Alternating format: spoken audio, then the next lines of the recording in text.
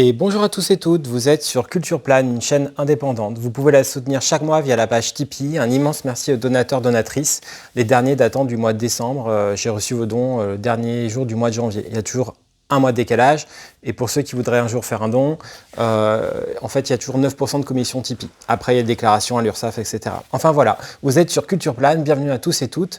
Et aujourd'hui, je voulais faire une petite vidéo sur la question de la force de se souvenir. En fait, je regardais des photos de mon enfance et en fait, je me disais vraiment qu'au fond, dans l'ère contemporaine, avec tout ce qui nous arrive, avec toutes les choses à penser, etc., à mon sens, on parle souvent de la question parfois de l'oubli. Allez, te tourne pas trop sur ton passé, oublie, machin. Et au fond, je trouve qu'on n'évoque pas non plus aussi la question de la force de se souvenir. Il y a une sorte de vraie vitalité aussi à ça, en fait. Évidemment, je ne parle pas forcément que de choses traumatiques, bien sûr. Je parle plutôt de la force de se souvenir aussi des choses positives. Mais se souvenir pas comme une nostalgie, une mélancolie, se souvenir dans la force des sensations. Et je trouve qu'il y a une force de ça, et je t'aurais tendance à dire aussi que l'ère contemporaine a une force supplémentaire par rapport à avant, parce qu'aujourd'hui on peut être acteur, on peut créer une chaîne YouTube, on peut créer une page Instagram par exemple, ou je sais quoi, on a des moyens en fait pour créer, pour se rappeler, pour se souvenir, pour diverses choses, et qu'il n'y a pas que du négatif là-dedans. Et je pense qu'il y a une constellation aussi qu'on crée qui peut être aussi sur certains aspects plus puissante qu'avant. Et donc du coup je trouve qu'il y a une vraie force de se souvenir. C'était par exemple ma vidéo que j'ai faite hier sur Resident Evil, les souvenirs de Resident Evil. Et du coup, voilà, je voulais insister sur ça. Je ne sais pas si vous connaissez, j'imagine que oui pour certains, certaines.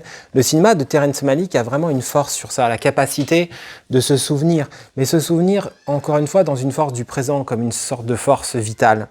À mon sens, il y a une vraie force de se souvenir. D'ailleurs, parfois, il y a certains commentaires que j'ai reçus sur la chaîne d'abonnés ou d'anciens abonnés qui aujourd'hui peut-être sont un peu lassés justement de YouTube ou quoi, mais qui avaient dans leurs commentaires une vraie force du souvenir. C'est-à-dire ce qu'on pourrait appeler de la remémorance. Quelque part, on se rappelle d'un concert et on l'expose, on se rappelle de ça et on le rend vivant. Mais en fait, ce qu'on le rend vivant, c'est encore vivant. C'est pas juste rendre vivant le passé. Il y a quelque chose qui est vivant en soi. Et donc pour moi, voilà, la force de se souvenir abrite justement une force, une puissance.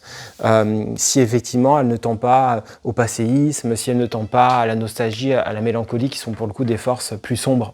Mais voilà, je voulais vous dire ça.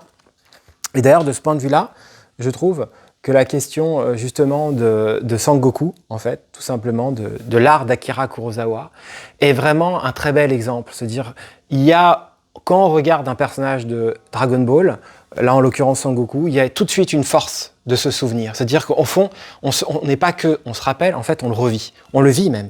C'est-à-dire moi je le revois, je me rappelle de Sengoku, la force de Sengoku.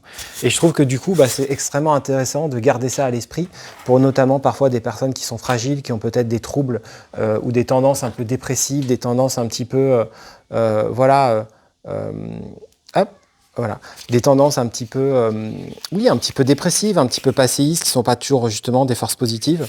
On peut aussi, à l'inverse, le rétro gaming, c'est pas que de la nostalgie. Le rétro gaming peut avoir une force positive et qui, au-delà de se souvenir, en fait, qui est revivre ou vivre. Moi, j'ai essayé récemment une démo de Verali 2 que j'ai partagée sur la chaîne. J'étais complètement dedans. C'était F1 Brad Pitt, quoi. Donc voilà, pour moi, la force de se souvenir, c'est vraiment quelque chose de puissant et je voulais vous en parler aujourd'hui. Je vous dis à bientôt à tous et toutes. Merci pour vos commentaires, vos likes, vos partages. N'hésitez pas à faire connaître la chaîne autour de vous. N'hésitez pas à soutenir la chaîne, à essayer de faire connaître cette chaîne pour qu'elle ait des donateurs, des donatrices, de la faire vivre, de l'aider. C'est un média en tant que tel ou au moins une proposition créative. Donc si vous l'appréciez, merci d'avance de votre soutien. Je vous dis à bientôt tout le monde. Prenez soin de vous. À plus pour une prochaine vidéo.